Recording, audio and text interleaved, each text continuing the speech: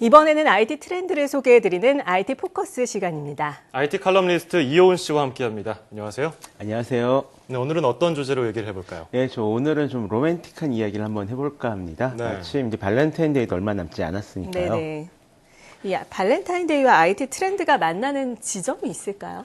요즘엔 디지털이 아닌 것이 거의 없으니까요. 안 그래도 얼마 전에 페이스북에서 한 가지 재미있는 인포그래픽을 좀 발표를 했습니다. 바로 발렌타인데이를 기점으로 해서 진짜로 이 사랑을 시작하는 사람들이 많은지 아닌지를 이제 알 수 있는 그런 자료인데요. 네. 이 자료에 따르면 발렌타인데이 시즌 4일 동안 약 9만 2천 명 이상의 한국인들이 자신의 현재 관계 상태를 다른 것으로 변경했다라고 합니다. 단순하게 생각하면 뭐 연애나 결혼 이런 거를 현대 관계 상태로 뭐 변경했다 이런 얘기인데 그러면은 이 9만 명이 연애를 시작하거나 결혼했다고 상태를 변경했다는 겁니까? 말 그대로? 그랬으면 좋겠는데요. 예. 꼭 그런 건 아닌 것 같고요. 예. 이 가운데 약 2만 8천 명 같은 경우는 이제 자신의 상태를 싱글에서 뭐 연애 중 이렇게 변경을 했지만 반대로 한 2만 2천 명 정도는 자신의 상태를 다시 싱글로 돌려놨다라고 합니다. 그렇죠. 이 기간 안에도 은근히 좀 관계가 깨지는 사람들이 많이 있는 것 같습니다. 좀 아쉬운 얘기인데요. 이 발렌타인과 관련해서 그럼 IT 트렌드 어떤 것들이 있을지 궁금한데 몇 가지 소개를 좀 해주시죠. 예, 먼저 좀 기가 막힌 것 같으면서도 약간 고개가 갸우뚱해지는 그런 프로젝트를 하나 소개하겠습니다. 발렌타인데이에 좀 특별한 선물을 보내고 싶은 분들을 위한 프로젝트인데요. 이 프로젝트의 이름 바로 Write in the Stars. 한국말로 바꾸면 별들에게 고백해봐 뭐 이런 정도의 이름이 될 것 같습니다. 예. 사랑의 메시지를 적으면 그것을 인공위성에 적어서 우주에 띄워주는 그런 프로젝트입니다. 별들에게 물어봐 뭐 이런 내용인 것 같아요. 뭐 사랑의 메시지를 우주에 띄워보내는 겁니까? 예, 진짜로 그 큐브셋이라는 이름의 사람 팔뚝만한 크기의 인공위성에 발렌타인데이 메시지를 담아서 띄워줍니다. 예. 가격은 알파벳 한 글자에 $1씩인데요. 오. 벨기에의 한 대학에서 시작한 프로젝트입니다. 이 프로젝트의 또 다른 특징은 자신이 적은 메시지가 별똥별이 된다는 것에 있습니다.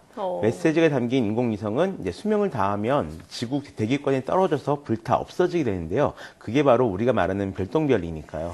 네, 근데 로맨틱하긴 한데 뭔가 의미는 없지 않을까 걱정스럽기도 합니다. 사실 인공위성에 띄워져 있는 걸 저희가 직접 볼 수는 없잖아요. 그렇죠. 어떻습니까? 하지만 좀 무의미하니까 더욱더 좀 로맨틱한 것이 아닐까요? 언젠가 저 우주로 쏘아 올린 사랑의 메시지가 별똥별이 되어 다시 우리에게 돌아온다. 뭐 이런 것을 직접 볼 수는 없지만 그런 일이 실제로 일어난다는 것 자체가 어떤 분들에겐 굉장히 큰 의미가 될지도 모르니까요. 굉장히 클래식한 그런 형태의 사랑이죠. 이런 것이 너무 황당하게 들리신다면 발렌타인데이에 용산에 있는 청문대를 방문해 보시는 것도 좋을 것 같습니다. 별을 보면서 발렌타인데이를 기념할 수 있는 그런 프로그램이 준비되어 있다고 합니다. 예. 연인들의 뭐 사랑 이야기, 고백 이야기 들으면 이렇게 제 감정이 비뚤어지죠. 좀 방해하고 싶고 회방 놓고 싶은데 이 발렌타인을 위한 IT 트렌드 또 다른 게 뭐가 있을까요? 예, 아마 그 발렌타인데이 하면 딱 떠오르시는 것이 한 3가지 정도 있으실 겁니다. 네. 뭐 어떤 분들은 로맨틱, 성공적 뭐 이런 단어들을 떠올리실 수도 있겠지만 보통은 사랑 고백, 선물, 데이트 이런 것들을 떠올리시죠.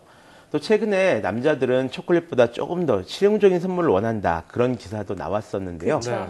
만약에 좀 더 색다른 선물을 하고 싶다면 이런 선물들은 어떨까요? 먼저 소개할 제품은 QR코드 목걸이입니다.